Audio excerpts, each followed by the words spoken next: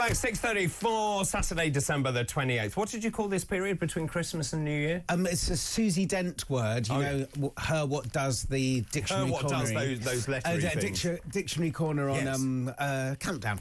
Yes. The Meroneum. The Meroneum. Which I think is, is it a portmanteau? It's two words, really, isn't it? Yeah, that's put together. A portmanteau. Very good, very good.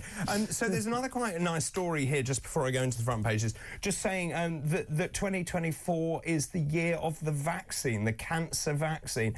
It's just interesting, this. 10,000 people could receive bespoke cancer treatments on the NHS, the world's largest publicly funded health service, by 2030. We are seeing personalised medicine. This is the way that I think medicine is going to go. In the old days, when you had a cancer, we gave you chemotherapy, radiotherapy. It's not very well targeted, and the side effects are because you're basically obliterating any fast-growing cell.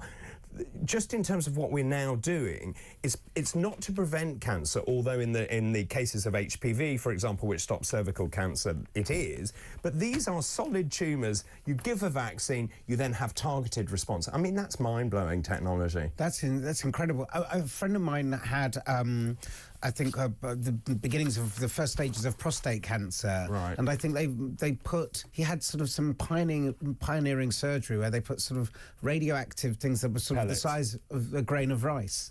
Yeah, and they put that on the tumour and it shrunk it. And are we going to see, though? I mean, I heard that the whooping cough over in America is the numbers have gone up massively because a lot of people are very vaccine sceptic out of the back of obviously but of course there is a real difference between the COVID vaccine, which was rushed out. We didn't have the efficacy and the safety trials, in my humble opinion, that we should have done.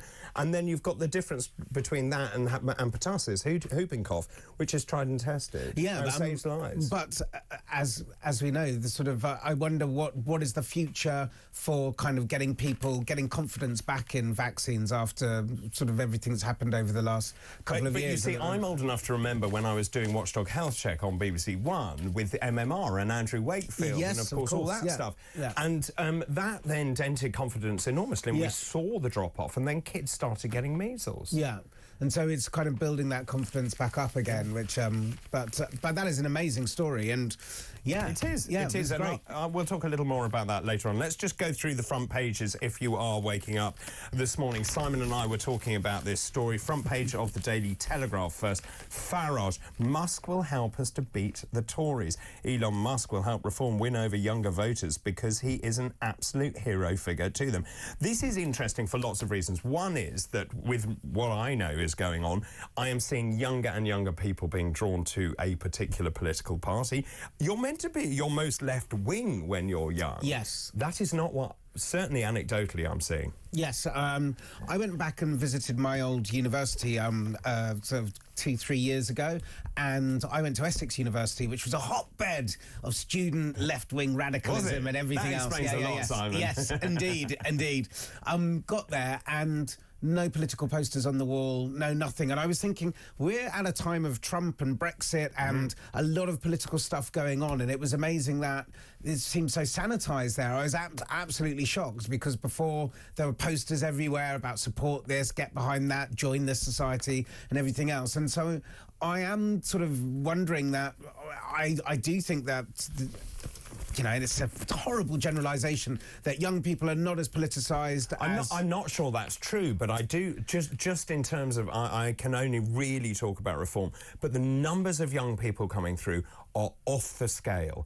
And I don't know why that is. Is it because they're so exercised, they don't like what's happening, they can't buy a house, they're rebelling? Maybe they're rebelling against those in, the mainstream traditional parties, saying, you haven't looked after us. I think there's a lot to do with that, and I think there's a lot to do with this kind of idea that sort of everything is woke. Everything is kind of this sort of... Everything is woke. This sort of feeling about wokery. I had a really interesting chat with my son on the way to my sister's at Christmas about it. Him saying, oh, the jokes that I like, you can't make anymore because of woke. We had a discussion. Me being the left-wing father saying, I don't believe that at all, and I think you need to kind of look into it. But he has a difference. Tell him from me, he's right. He has a difference of opinion, David. Yes. We had a. You mean he's right?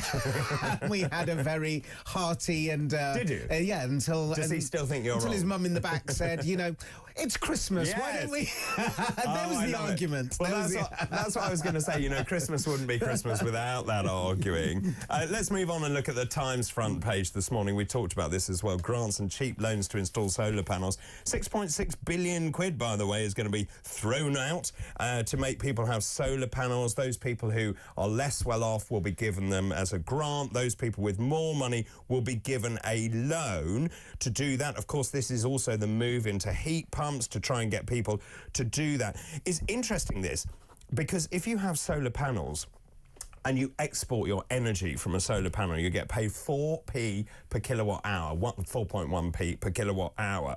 The people buying that are paying 24p.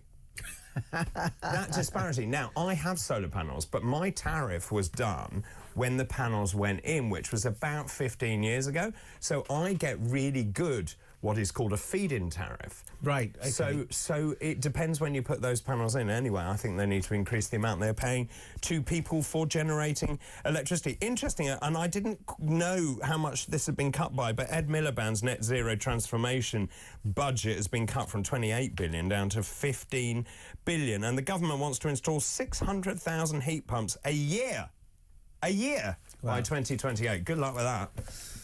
Yeah, but they've got to do something. I mean, coming here this morning, I got picked up at 4:45, so 4:45, and just driving through London, and London's dead. There's nobody around at the moment.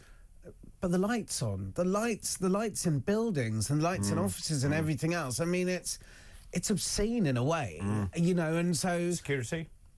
Possibly, but, you know, it's interesting getting here to the news building and everything. It was on a sensor. Everything is off here, let me tell you. So it was dark. But it does make me think, you know, on the one hand, we can kind of sort of say, oh, we need all this stuff, and, you know, and are we being a bit sort of, you know, with net zero, are we being a bit hysterical and everything else? But on the other hand, we're kind of burning all this energy. But also, I can't help looking at we're only 1% of global emissions. Look what Russia is doing, and China, and here we are, and we're making things more expensive. I mean, also, fine if electricity starts to become cheaper. Yeah. But it won't. Yeah. And that's the bit that I think is missing, and the people around the country are pretty angry by. Talking of being angry, the Guardian front page this morning. I mean, this is a scandal. The scandal of 1.5 million pupils stuck in dilapidated schools. More than 1.5 million children are studying in dilapidated schools. This is the Guardian investigation, due to crumbling state infrastructure. It's not just schools, actually. It's hospitals, courts. So many need repair. They're actually endangering lives. In fact, I was reading about props being used to hold up floors in hospitals. Now, I don't know what the answer to that is, because also we saw the rack issue, didn't we? The reinforced aerated concrete as well. Yeah. What is the answer? Just more cash? Unfortunately, yes. Unfortunately, yes. I mean, that's the only way around these things. But it just sort of seems that priorities are all wrong. Should we, you know, should HS2, you look at that black hole. Well, I think you'll find the Labour government has extended it, haven't they? Well, I mean, I wonder whether they did. I wonder when you've done that much work. Well, I would agree with that. Yeah, I mean, otherwise to terminate in the middle of nowhere seems ridiculous. I know, but you just sort of think that there's this school of thought that you can't solve problems just by chucking money at them. But I think you can. And I think with crumbling infrastructure... Yeah, I agree with that. With buildings that are kind of used for everybody. Well, for little people as well, and they're in danger if the roof falls in. Indeed, nobody wants that on their watch. Although I'm thinking back to my school days, we changed in changing rooms that were absolutely vile. We had classrooms that were drafty. It was a different era. Yeah, slate and chalk. Slate, that's right, yeah. We actually did have blackboards. Yeah. And then, and they would throw the blackboard rubber at you, which you wouldn't be allowed to do anymore. Yeah, well, which is possibly a good thing, David. But then we had corporal punishment, but it didn't do me any harm. Yeah, so did we. Yeah. I bet you were naughty. I'm saying nothing. No, quite. But it's interesting, isn't it? You hear of a lot of young British Nigerian kids who, when they're naughty, get sent back home to Nigeria, where it's kind of all corporal punishment and parental punishment. A lot of people tell me that their dads used to take off their belt and hit them and do X, Y, and Z, and you sort of pull that face like that. But culturally, they believe that's a great thing, and that sort of schools things get done in school. Look at your face. Look, I'm not advocating it. I'm just saying. I know you're not. I know you're not. Right, Simon, thanks for the moment. Is Badenoch the right leader for the Conservative Party? 0344 499 1000. We haven't got very far in the front pages. I better speed up after this break. This is Weekend Breakfast. Good morning. We were young once. What happened? We were very young. Yes. And then... We're not. And now we're not. I know. It's horrible, isn't it? We're taking you through this morning's front pages. Let's go to the Daily Mail now. This is going to exercise people this morning. Labour's £400 tax hit to your family holiday. This is the APD, the air passenger duty, which, when it came in, seemed very innocuous and a little bit of money. But now, apparently, if you're taking your family to Walt Disney World in Florida, it goes above £400 in air passenger duty. This is a stealth levy on fares known as the holiday tax. They hiked it in the budget by 15% on most flights. That is 5 times the current 2.6% rate of inflation. It brings in 2.5 billion quid a year. Where does that money go, Simon? Well, not on schools and hospitals. No, That's what I'm talking about. Yeah. But yeah, I don't know. Do we look at sort of flights being a sort of a luxury thing, and if you can afford to fly to these places, you can afford to pay the tax? What about business? Especially so, you know. I think that. But businesses are on their knees. Surely we want people to have face-to-face meetings, get more industry, and grow the economy in this country. Or maybe we want people to kind of use the tech that is at their disposal. There's always a counter argument. Rolling your eyes. Or go by Eurostar, where you get stuck for whatever it was yesterday, 6 hours in a tunnel. Yeah, I mean. I just don't understand. I mean, it's just yet more stealth taxes. I don't think people are very happy. I mean, Willie Walsh, the former BA boss, he said British passengers are rightly fed up with paying ever higher rates of APD. It's not just a tax on holidays. It drags down all of the UK. I would agree, actually. I think it's a regressive tax. There we go. There we go. Weekend water firms. This is an interesting story. You know, this is about the regulator being able to find water firms. Water companies in England have been fined just, wait for this, £2 by Ofwat since 2021 for breaching regulations. I mean, so that basically, if the water isn't clean enough, they then can basically then levy fines against them.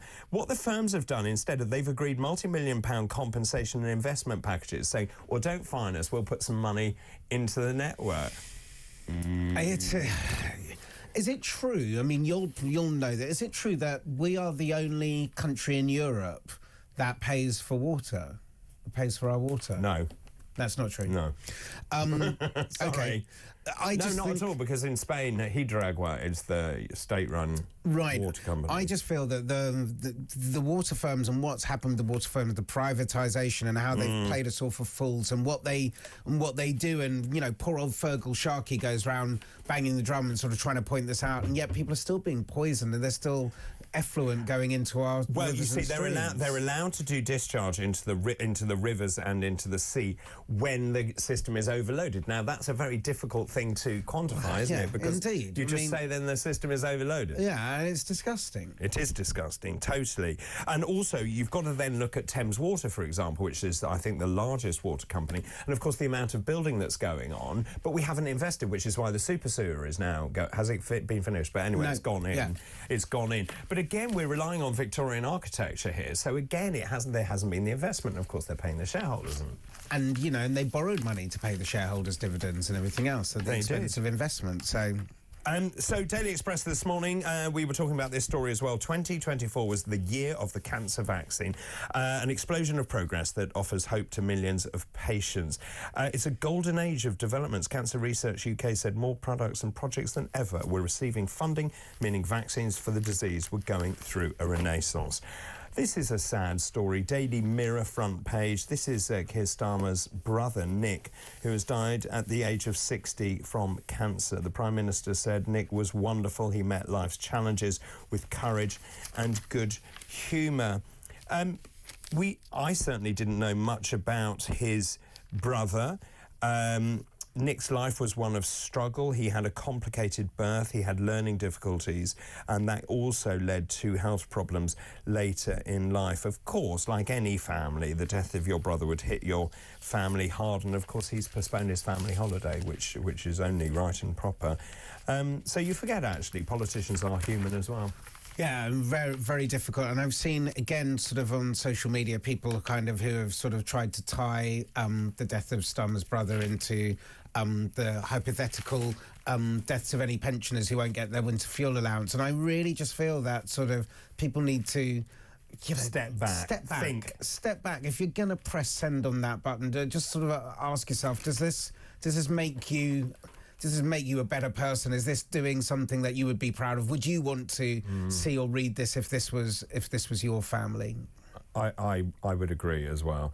Just but you see, that goes back to social media. It's so easy, isn't it? Oh, it's so easy. When the curtains are closed in your bedroom to fire off some vile message, which you would never say in real life. Yeah, yeah. Let's look at the Daily Star now. Paul Burrell, the ghost of Diana's Diana. rock. Yes, Diana's rock. Well, apparently Diana was his rock because the ghost of Diana found me a husband. Yes, Paul Burrell has revealed how the spirit of Diana guided him to meet his husband-to-be on a train. Quick, page 5. I want to read the rest of this. Yes, apparently. So, where's the rest of it? Yes, so apparently... she, her ghost, played matchmaker by sending him a husband. And as we know, he died for 10 years until her death. The royal played a spooky part in the chance meeting which took place 10 years after she died. Yes, he said he was on a train. He had a sliding doors moment with Cooper, 62. He locked eyes with the lawyer from across the train carriage. That's all. I just looked down the aisle and smiled and thought, ooh, what just happened? Something happened. And so, therefore, the ghost of Princess Di was involved. And then finally, the Sun this morning. I don't know where to go with that. Thank you for going so quickly that I can't even, get my sick bag. No, thank you. And the Sun, this is Mean United. Man U co-owner Sir Jim Ratcliffe has been dubbed Scrooge after cutting funding for a charity helping former players. They previously gave £40,000 a year, which is small fry, I would suggest, for a big football club. That's not even a week's wages. It's nothing, is it? It's a sandwich bill for them. Yeah. They gave 40 grand a year to the trust, which fears it will fold without the lifeline, and supporters say it was a kick in the teeth following £23 billion tycoon Sir Jim's ticket price rises and a Christmas do ban. Ooh, Scrooge. Wow. That's not a great headline, is it, to wake up to? No. Right, keep all your messages coming in, please. Kemi Badenoch, Nigel Farage, that's still rumbling around. If you're waking up this morning, the headline, the front page of the Daily Telegraph, Farage, Musk will help us to beat the Tories. Now, also, this is just continually layering on this story that's been running over the week, and I'm just going to update the tracker. So right now, Reform UK is saying they have 145,000 members. You know, compare that with the Conservative Party of 131,000. Simon's point, though, being really valid. Membership means nothing, does it? No, vanity metric, as I said earlier. Yeah, you know. It doesn't mean anything. It's about what happens to that.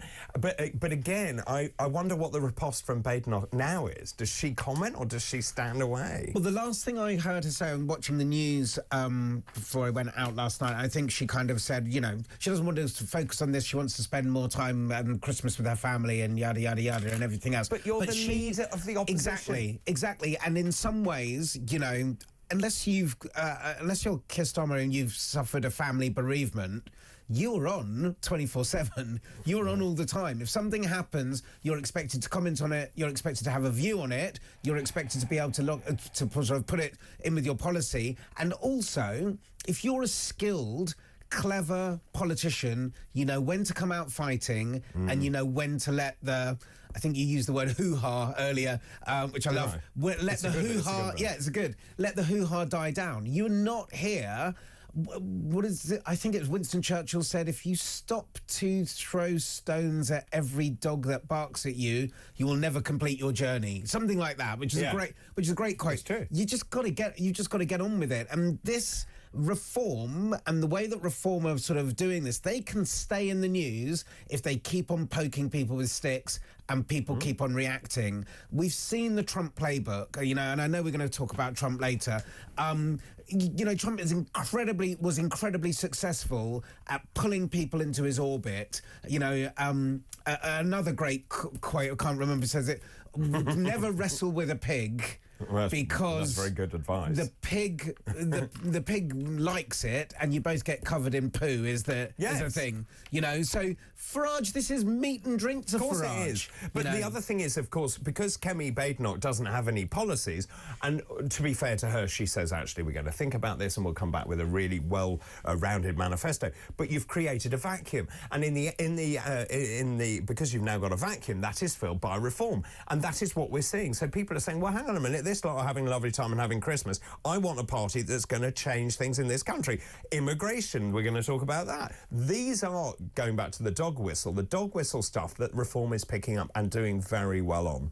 Yeah, and I kind of sort of think that reform, really, immigration is their sort of North Star at the moment, and it has been for all political parties. Yeah. But the Tories were the last people in charge of immigration when I think 2022, when there's like 45,000 people came over. You know, and they've had this sort of a terrible time of it. They need to get their policies ready. They need to stop sort of she's just not great. She's just not great. And Is actually, that your final answer? Yes, that's my final answer.